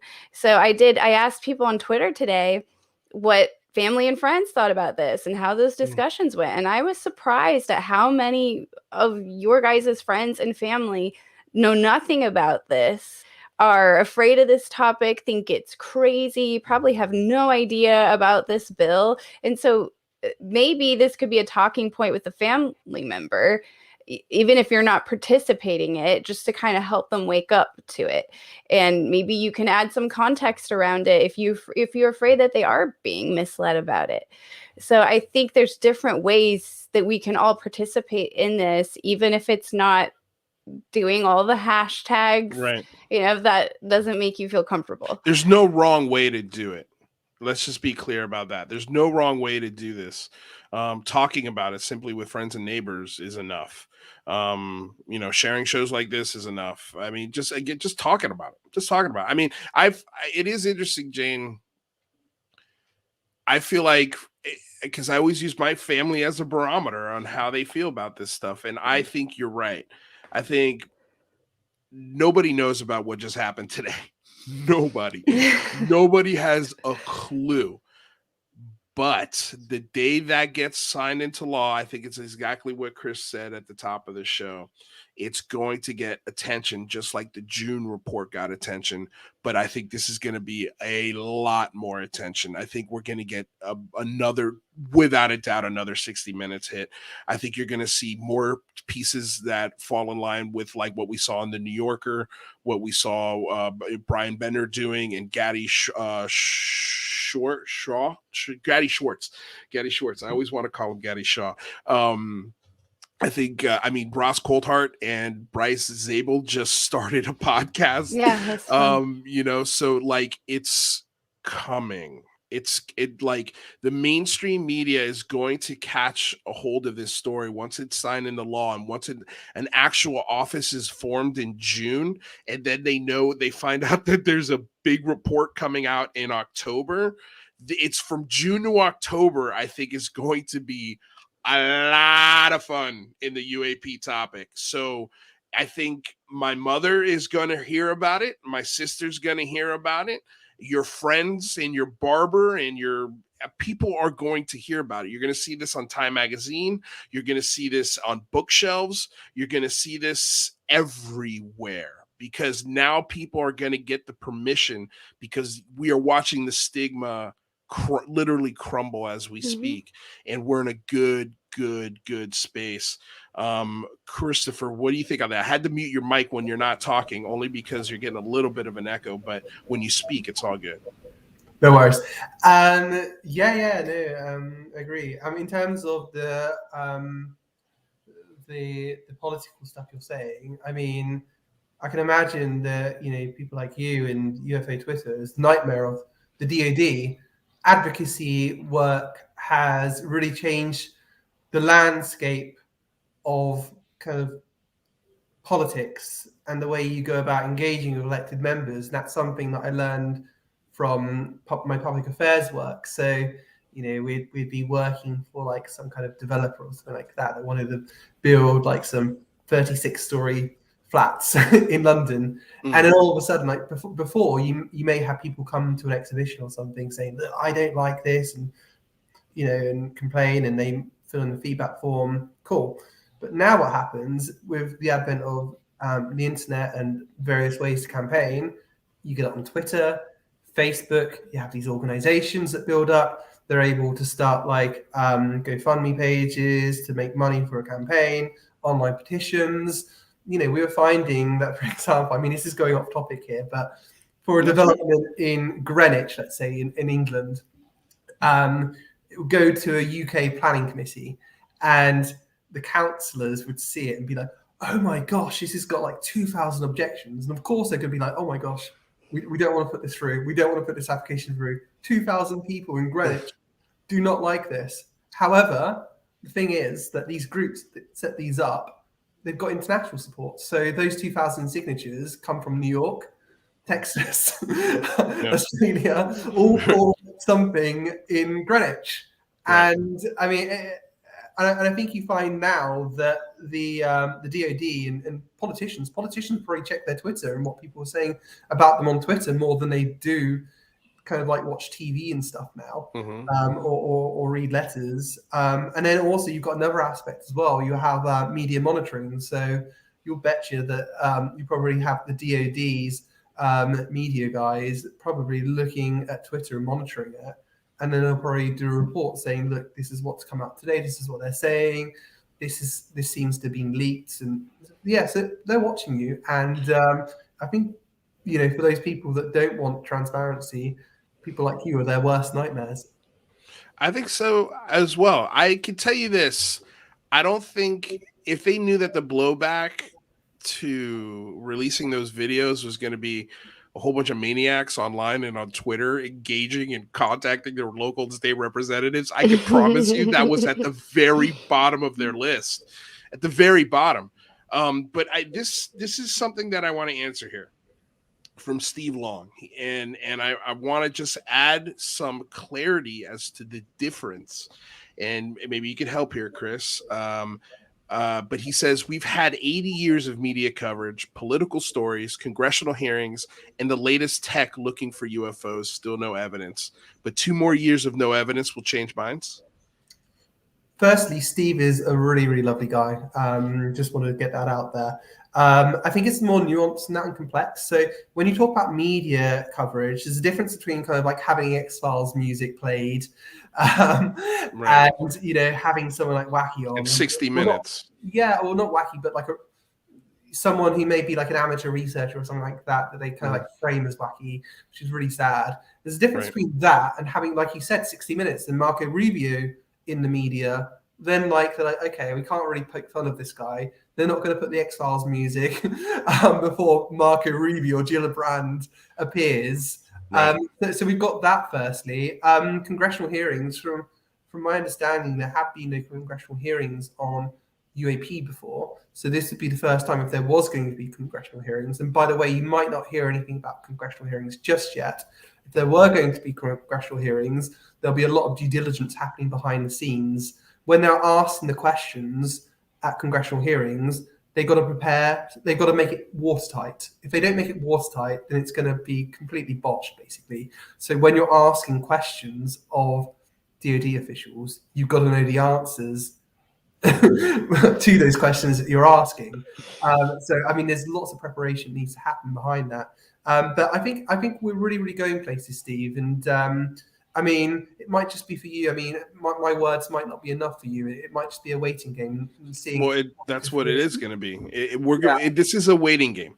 This is a process. But the difference I'll say to Steve is that never in the history of the United States government has our Congress and Senate asked for legislation like this, for laws to be passed and big budgets to be attached to those new offices. This is not a task force. This is not a Project Blue Book. This is not a Project Condign. This is not even a UAPTF or a OSAP program. This is infinitely bigger and infinitely more legislative and more impactful than any of those other studies that have ever come through before. So there's a huge difference, legislatively speaking, between what just happened today and what's never happened in the 80 years of this topic. Rather, what you got something to say? I'd say that it's incorrect to say that we don't have any evidence. You know, we do have evidence. We probably don't have conclusive evidence, but, you know, you look at Gary Nolan and his study of these artifacts, liquid metal dripping from ores in the sky. We have those. We've collected those, and that's evidence. You know, most people assume, or the scientific community assumes, that UFOs aren't real, so they don't really accept and study the hypothesis and the possibilities that it might be something otherworldly. But those assumptions are starting to break down, and the evidence will be studied more carefully and more seriously. And I think times are changing, and we will get to something. Yeah. David Smethurst with a £9 donation. Thank you so much. Does Chris think the new office will make public hearings more likely or less? Will the IG affect this? Oh, David is such a lovely guy, by the way. He's helped me so much with my Liberation Times articles. Thank you, David. I can't thank you enough for what you do, David. In terms of more likely, I think it was inevitable that public hearings may have happened anyway. I think they are going to happen. You've only got to look at what Andre Carson said in, I think it was August, saying that he wants public hearings on UAP. So did Tim Burchett as well. Absolutely. So I think there may be stuff happening behind the scenes, but then you can also point the other way as well, that within legislation that came from those, in the language that came from those committees, in I think it was the NDAA, there wasn't anything too strong in terms of UAP, so you could argue the other way as well. But I think there was an intention there to have public hearings, and I think that if the new office from Congress didn't go ahead, I think it would have probably be more likely that hearings are going to take place. But I think regardless, I think senators and congressmen have seen too much now. They're thinking to themselves, okay, why did the DoD never tell us about this before? Why was this never brought up the chain?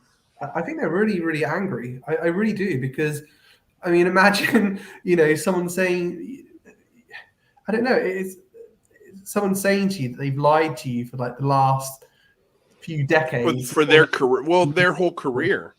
Yeah. It's going to make you very, very angry to think that you'd never heard about this before. Oh, by the way, they could say, for instance, oh, by the way, these things have been shutting down your nuclear weapons. As the chairman for the Intelligence Committee or Armed Services Committee, you've never heard that before? That was never passed up the chain for you? I mean, it's extraordinary. You're going to be angry if you're, one wonders even if the executive branch hears about these things either. It's extraordinary. It really is extraordinary. So I think that hearings may very well be coming, because I think there's a lot of anger that may exist in the elected branch.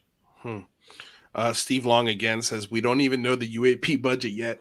We have yet to see anything unprecedented in terms of meteor politics. It's day one, Steve. It's the first. We just got it passed, and the Senate hasn't even been signed by the president yet. Give it some time. Give it some time, my friend. Yeah, it might not be unprecedented in the whole history of the United States, but it's certainly unprecedented in my lifetime. I've never seen the government acknowledge UFOs and publicly studying them. Dude, if I could tell you guys, the thing I would always say to myself as a kid, why is no one in the government coming out? Why is no one talking?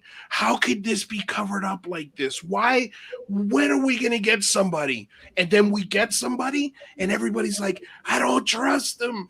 I can't trust them. And it's like, and then we get senators and congressmen. It's like, yeah, but nothing's being done. And then we get a law passed and it's like, yeah, but what about those other reports and laws? It's like, there's no pleasing you. So we just have to wait. We're not there yet. We're not there yet. We all have to wait. Yeah. Agreed. Totally agreed. But now are we so naive? But what do you guys really think is going to be the thing? I mean, I know we're just speculating, right? I think, I don't know. I feel it in my bones that we're going to get some big stuff this year, and maybe that implies this isn't as organic as we'd all like to think. But like, it could be a mass sighting, right? It could be the discovery of some, object underground that's ancient tech, right? That's from a completely separate group of people, right? Not connected to the House bill, and then or NASA, right? Talking about some life on a moon, right? So what do you think there's going to be like this one thing that happens? No, I think it's going to be it's just going to be a bunch of little things I think it's going to be a lot of little things building up on top of each other like a beautiful cheeseburger. And going back to this, so naive, I bet you were saying the same thing in April when I put together the big phone home, Simon. And I bet you were saying the same thing in September when we put in the big phone home 2 and asked for congressional hearings. And now here we are on the precipice of the president signing this into law, and I'm the naive one. Okay. All right. Fair. Guys, I'm not. Let's wait. I think we got to just wait. It's also whether or not it's separate from whether or not okay, who is driving this, why they're driving it, blah, blah, blah, is separate, right, from UFOs being real and more people waking up to that. And so I think you can be realistic and have realistic expectations or cynical expectations about all of this and still acknowledge that things are changing.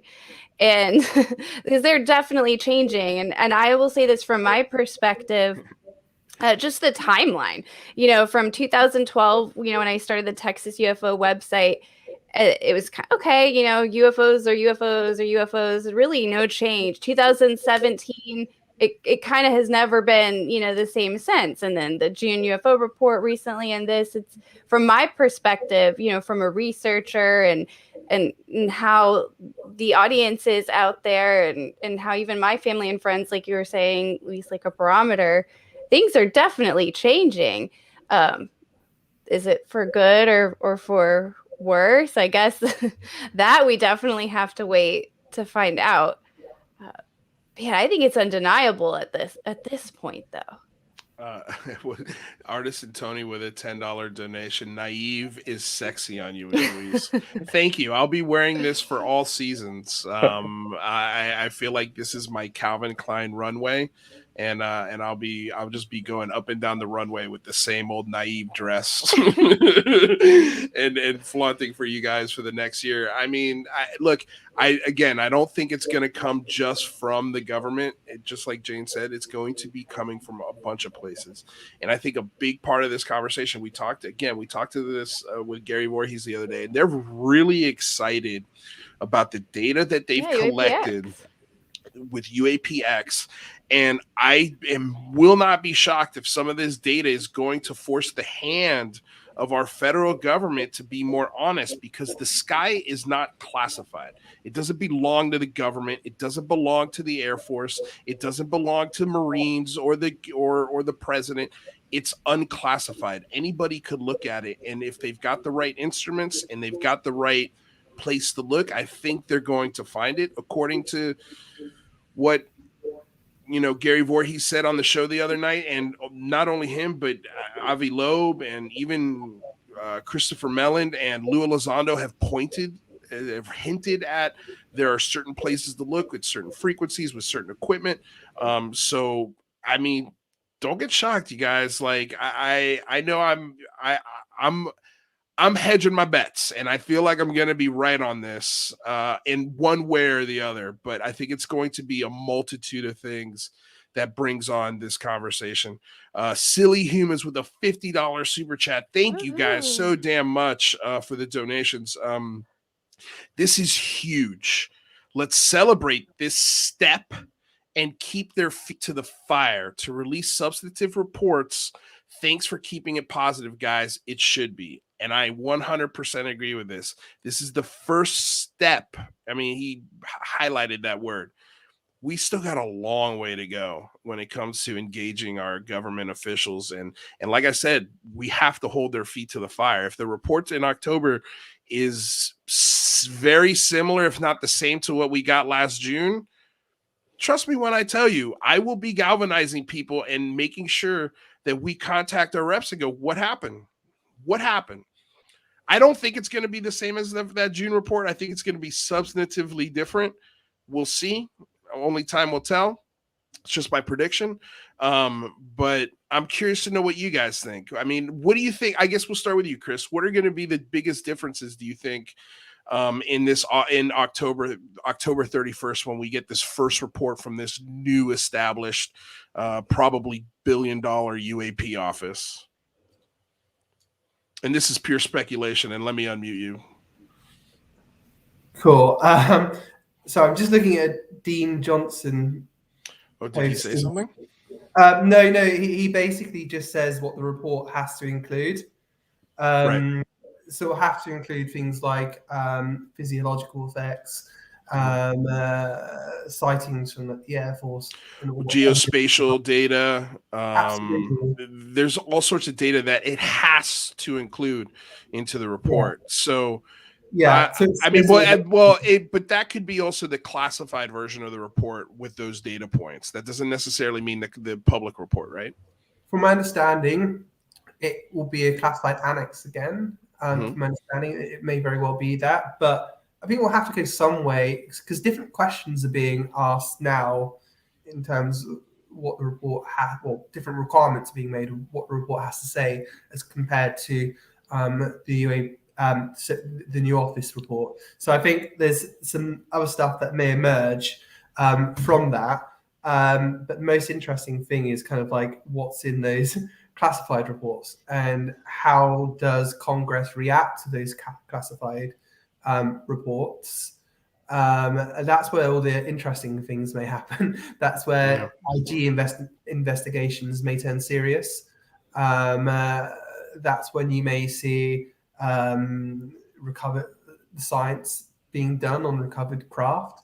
So that's very interesting. But I think as well, like there's a big thing that's being missed as well, which I mentioned earlier, and it's coordination with other nations. So in the meantime, before that report even comes out, you may hear about discussions between UK officials and UK and US officials in relation to this topic, and the EU, Australia, all these other nations as well. So that will create a lot of excitement and media traction, and you may get out of that kind of like successive other reports and investigations by other nations as well.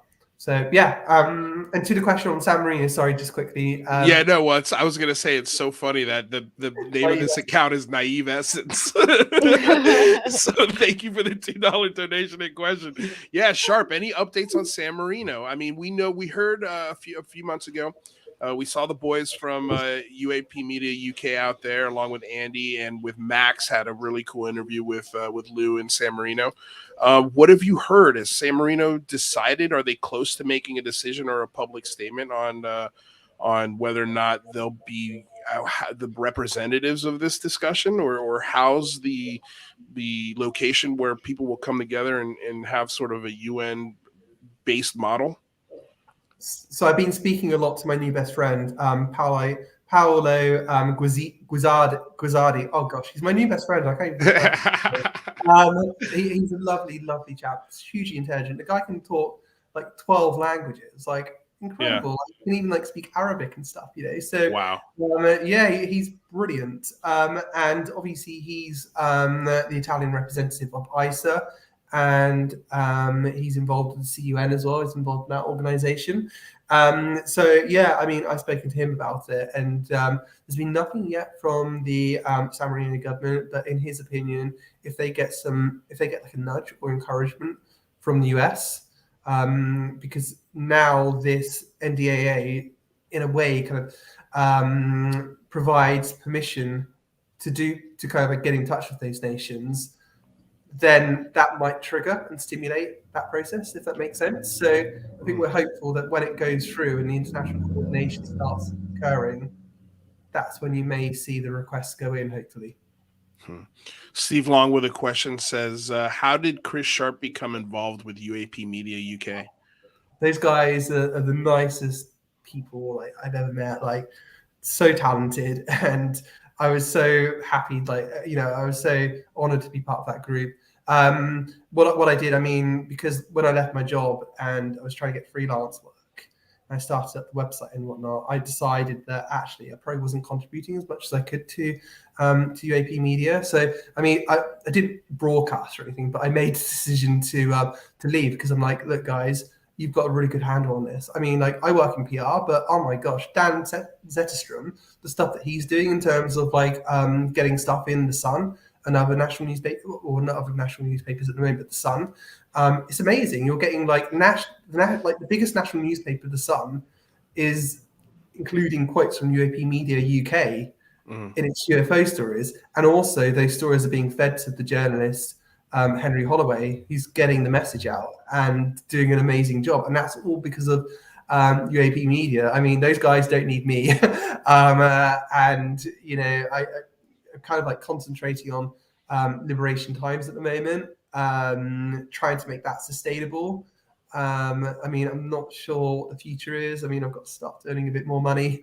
So perhaps I might have to take some attention away from that in the next few months, depending on what happens, to just see if I can get some more income in terms of my freelance work. But I love doing it. I could do Liberation Times full time. Brilliant. Bigelow, come my way, come and fund me. Will, we need you to stick around, and I definitely feel your pain on trying to make this a full-time endeavor. And I think it kind of like with the report, we just have to be a little patient, because once this stuff starts popping off, that's Liberation Times, UCR, that UFO podcast, all of these podcasts that are out there that are doing great work, Post Disclosure World, we're going to be looking for this information, because I think that the mainstream media They're really behind the 8 ball on this. And so when this story does become a thing, they're not going to have a team of experts. They're not going to be able to discuss this in an hour-long roundtable format like they do with a lot of their other political discussions that they have. You could see a CBS News Morning with like a George Stephanopoulos. Like, how is he going to talk about this for a half hour, 45 minutes? Like, who is he going to talk about it with? I'm sure they'll be able to find some people, but I don't know if the conversation is going to be what we want it to be. It's going to be like a lot of these conversations that are going to be happening in this next year, I think, are going to be similar to what happened in 60 Minutes, similar to what happened in the New Yorker, where they're getting people used to the idea. This year is going to be telling everybody, hey, a law passed, a new office was created, it's getting this much money, and it's looking into UFOs. It's time to start taking this seriously because our federal government has, our Air Force has, our Navy has, the FBI, the CIA, all these intelligence agencies are being forced to take this seriously through this new law. So it's high time maybe you start paying attention, even if it's for a little bit. I think that's where this is going. But again, only time will tell. These are all just speculation and hearsay and predictions. But the law's there, and it's a good day. It's a day to celebrate. I mean, we've done I feel like we've done something good, and hopefully in 20 years, I'm praying to God, that this wasn't a waste of time, that this was an endeavor that should have been pursued. And because it was pursued, maybe we have a better planet, maybe we have a better country, maybe we have a better dialogue with each other. I don't know, because if it is true, if just for a moment, going back to Ronald Reagan, if this is true, if the planet was met with an external threat, all of the borders, all of the differences, all of the hatred would melt away real quick. And we would have to coordinate and galvanize as a species, not as individuals or individual governments, as a species. That sounds pretty naive, I know, but I'd love to think about stuff like that. Mr. Christopher Sharp, I cannot thank you enough. It's almost 2:00 in the morning where you at.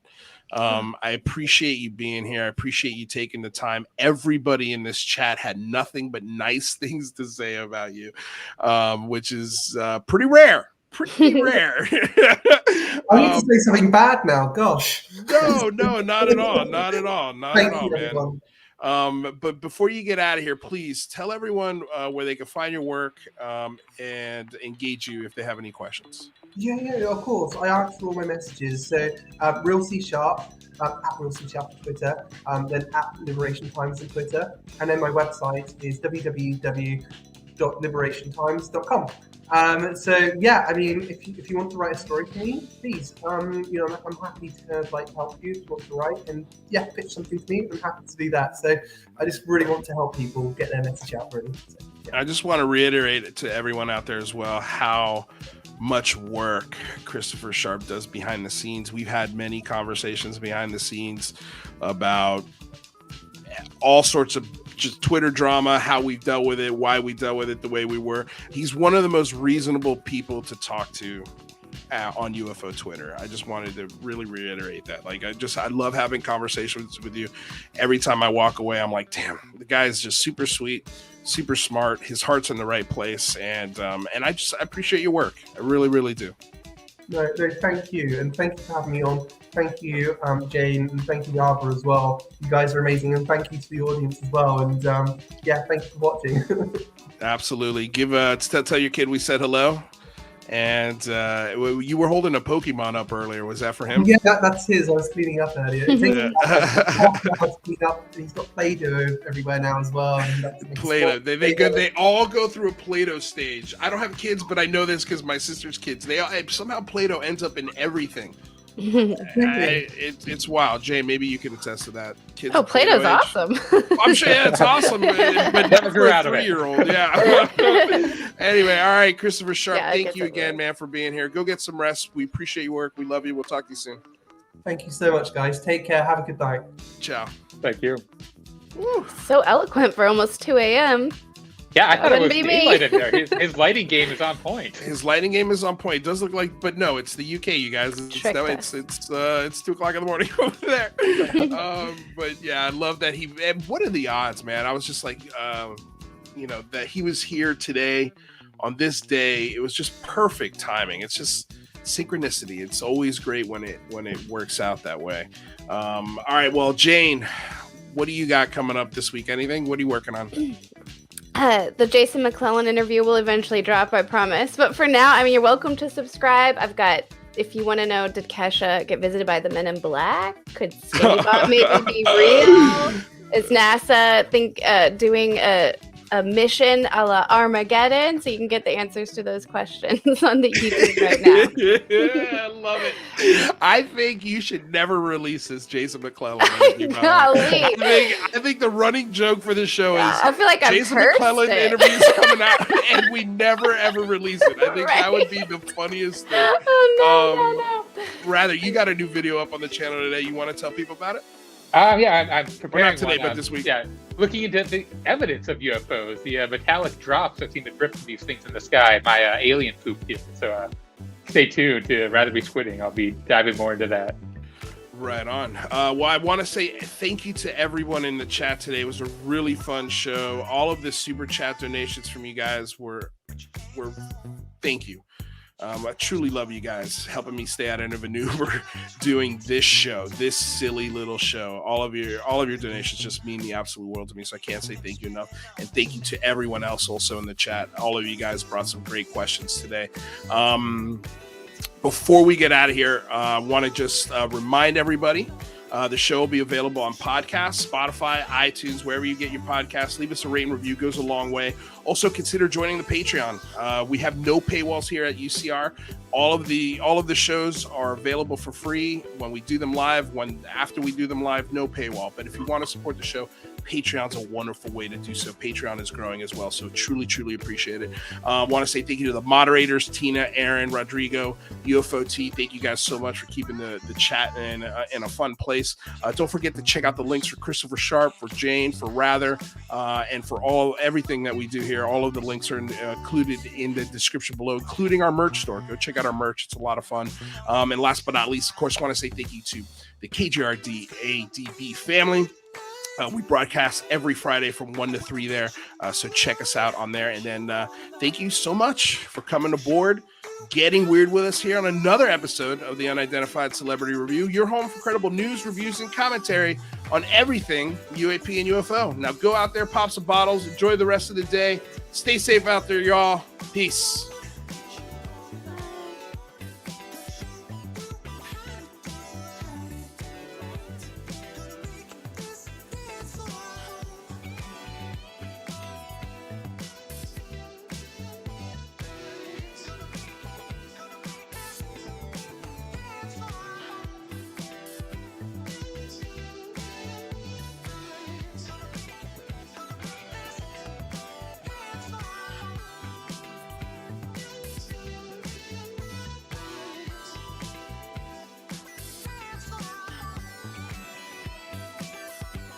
I'm going to tell y'all right now, all of these wonderful people would not be here without Patreon supporters like you. If you enjoy credible news, reviews, and commentary on UFOs and UAPs 5 days a week, you want to support this show. What's your name? Marty. Marty, look how easy this is, Marty. Pick up your phone. Boom, you're a Patreon member. I mean, look, it's so easy. You just click the link, which is right here. Just for $1 a month, you can support this show. Just fill out the information and pledge what's comfortable for you.